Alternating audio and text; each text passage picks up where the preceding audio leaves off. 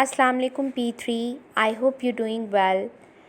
Girls, today we are starting section 2 history and we will take start from chapter 11, the concept of two nation state. Students, in this chapter we will take a deeper look at the concept of the two nation state and the ideology of Pakistan. Please read down pages 87 and 88 thoroughly.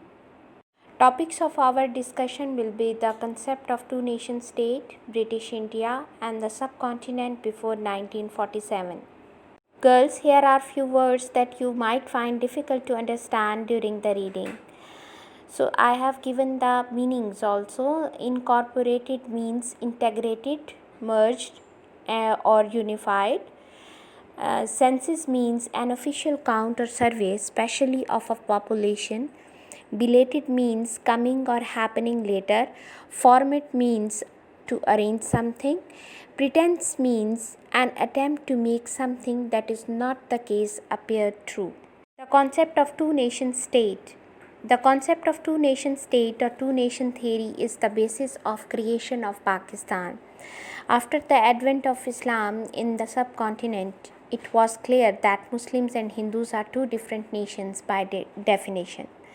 The two nation theory in its simplest way means that cultural, political, religious, economic and social dissimilarity between the two major communities, Hindus and Muslims of the subcontinent. Muslims have their own culture, customs, religion and traditions which make them different from Hindus.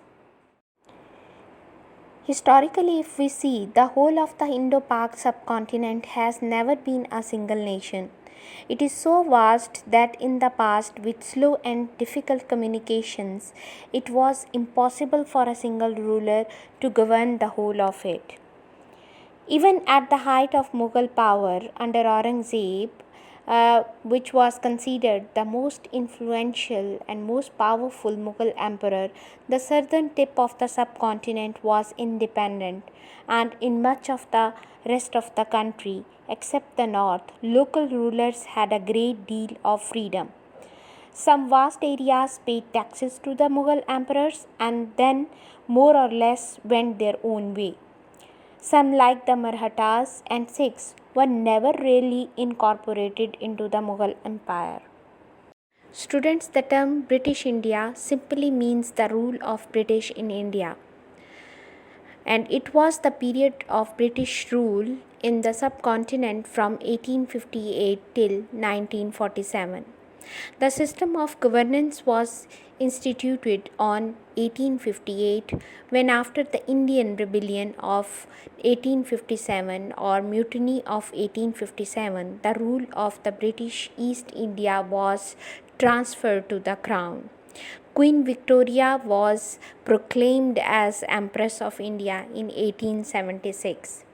You can see a picture of Queen Victoria and the flag of British India in the sidebar.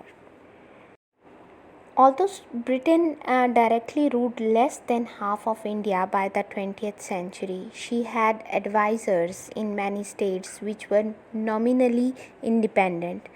By 1911, there were more than 560 of these independent states, ranging from an area of few square kilometers to huge Hyderabad in the Deccan with 12,000 square kilometers. Though most kept up the pretense that they were free, they would be unlikely to do anything of which the British did not approve. In the 1940s, there were 65% Hindus, 24% Muslims, and 11% other religions according to official census. The Muslim population was concentrated in the northwest and northeast of the subcontinent.